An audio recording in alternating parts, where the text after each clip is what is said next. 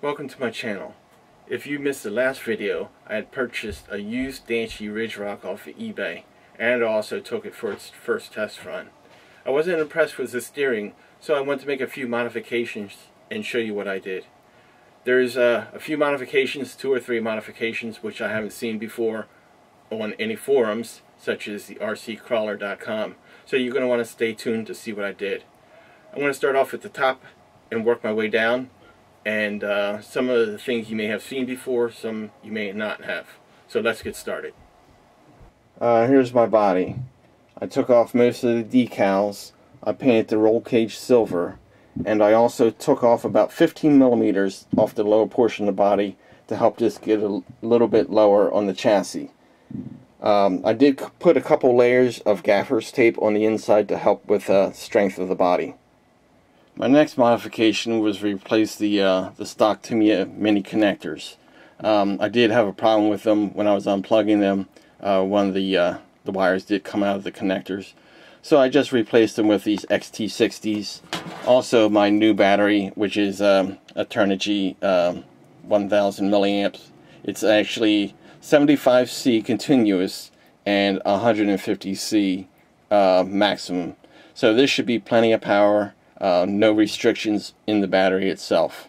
The next mod I did was the pin spring mod for the shocks.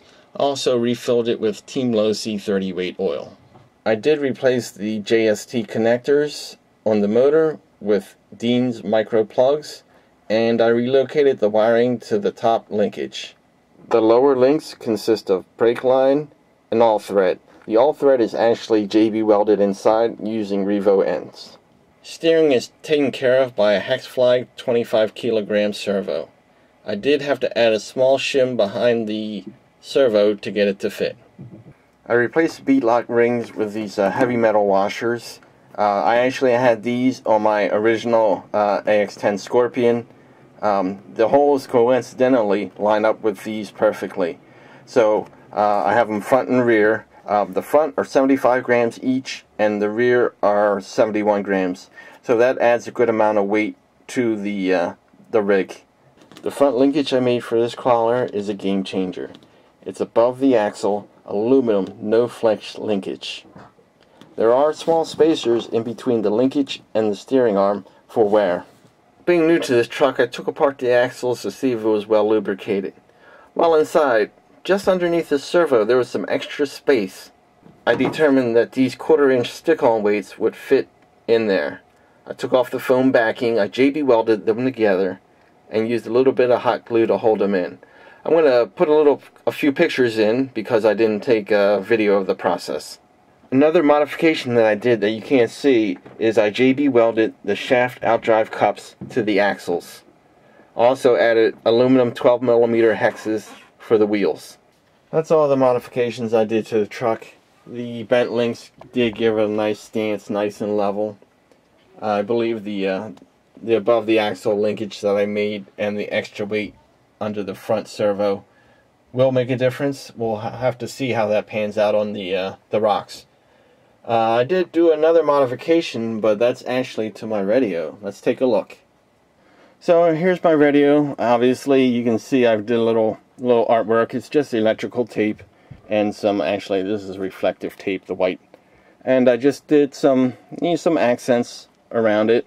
I did add some gaffer's tape, which has a little bit of grip, onto the front handle there, and just where your thumb cuts, you know, right under there. It makes the plastic less slippery, gives it a better feel. Just adding some accents here and there with tape. But yeah, I think it looks better, but you have your usual buttons here. And I did add one more thing, which is this button head screw. It is a button, ironically. And what I did was I moved the bind mode button to here. I just used a piece of 3 or 4 inches of Cat 5 cable. I used 4 conductors, and I moved it here, drilled the hole. It wasn't a big deal. But I did in the process managed to break off one of the legs, so I had to order another one. And yeah, I mounted it up. I initially held it in with hot glue, which didn't hold. So the next time around I did hot glue on 2 sides, and I JB welded it, and it seems to be holding well. Then I used this screw that I had. It's a button head screw. I cut off the threads and I drilled out the head here and just pushed it over my switch, put some super glue to hold it on, and added an accent of paint. So that makes it way more useful than trying to contort your hand to reach over here. So with either thumb I can hit the button, so it's pretty nice. It's something that I was concerned about when changing modes, so moving this makes the radio more usable for me. So let's get out to the rocks and see some crawling. I will say the tires are pretty old. They're well over 10 years old, so if it doesn't crawl as well, I'll blame it on the tires. If it does crawl well, it's all my talent. I wanted to apologize in advance for the poor camera work. Either one of my 2 daughters was taking video, or I was while I was trying to drive.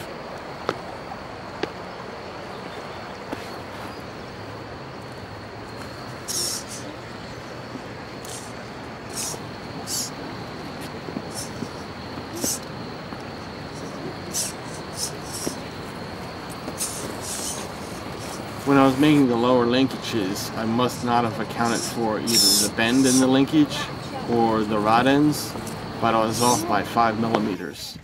So in total that stretches my wheelbase out to 13 inches, which is 10 millimeters over stock.